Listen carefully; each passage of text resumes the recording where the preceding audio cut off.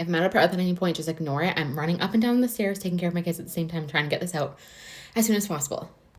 Breaking news on Kevin Franke and his potential alleged involvement in this case, actually from the horse's mouth, not just a random thing that someone found online. This is real. This is his lawyer.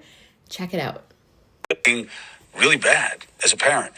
Ruby's husband, the father, he was there, at least for some of it, right? Did he know? Did he see it differently? Is he going to get charged? His side has not been told. Kevin Franke's lawyer, Randy Kester, joins us now. Counselor, thank you for taking the opportunity. Thank you, Chris.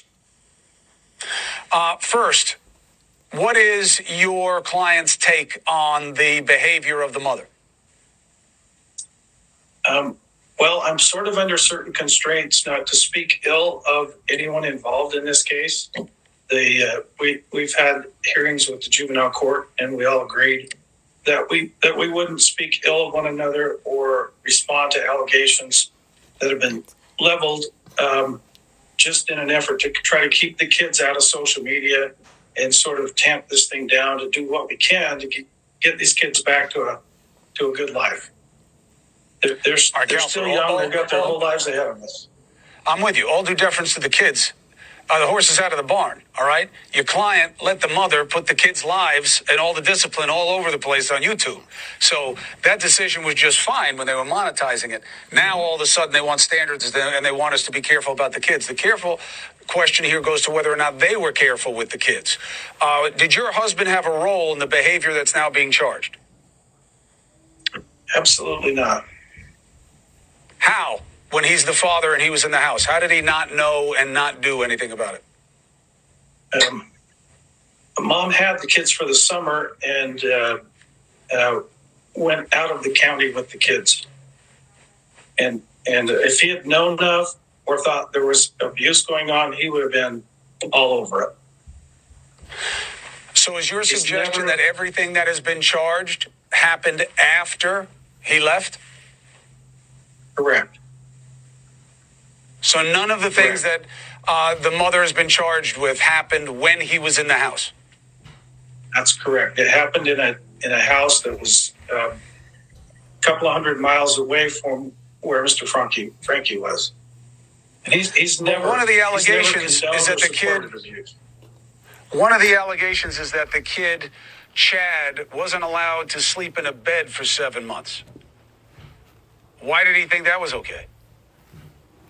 I can't comment on that. I have a duty to my client, to the court, not to comment on that question.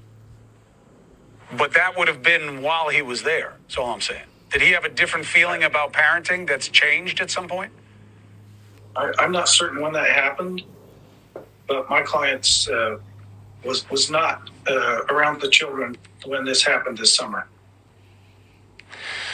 So is his position that these allegations are unfair, and is he going to defend the mother? If the or does he allegations want the kids are true, and to keep them away from the mother? If the allegations are true, my client has never supported, condoned, or even acted in a physical way toward these kids. And I think we're just going to have to let the court system play that out. Okay, so that confirms my suspicion on when I saw the affidavit, which is from a guy named Eric Clarkey, and I have no idea who that is, so don't come for me. But I had wondered if potentially, saying to my husband the other day, potentially that the charges were for all 6 children. Because I read the charges, and it didn't sound like there were 2 counts for pertaining to each child. I'm not correct. This is all alleged, so I'll show you what I mean. Okay, sorry, I have my daughter on my back now. But so every single count against both of them says aggravated child abuse, a second-degree felony, and that the defendant intentionally or knowingly inflicted upon a child blank serious physical injury or having the care of or custody of such child, caused or permitted another to inflict serious physical injury upon said child. So that's what it says for every single one, and I'll show you the next page as well of the charges here. Again, this is all alleged. This is also from Reddit. I have not been able to find the affidavit myself online. Okay, so the first one right here says, and such serious physical injury includes physical tortures. That's for the one child.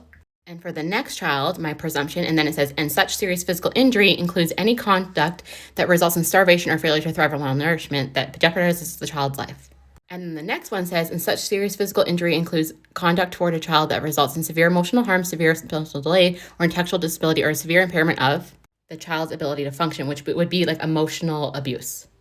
And the next one says, and such serious physical injury includes any conduct that results in starvation or failure to thrive or malnourishment that jeopardizes the child's life. So this is a second child that's been starved. And then this one says, the fifth one, and such serious physical injury includes conduct toward a child that results in severe emotional harm, severe mental delay, or intellectual disability, or severe impairment of a child's ability to function. So again, an emotional abuse. So that's 2 starved, 2 emotional abuse. And then this last one says, and such serious physical injury includes any combination of 2 or more physical injuries inflicted by the same person, either at the same time or on different occasions, in violation of blah, blah, blah. Sorry, my daughter's so loud. She just wants to be on the floor, but she's eating things she shouldn't. So in order to do this video, I have to have her on my back for safety. So what that tells me is that because they could have lumped things in the same charge, again, this is all alleged, and this is my interpretation of the document, so it does not make it fact. But from what it looks like to me, is that 1 child was tortured, 2 were emotionally injured, 2 were starved, and another one was physically abused on multiple occasions because they must have had bruises on their body that showed that they were injured another time.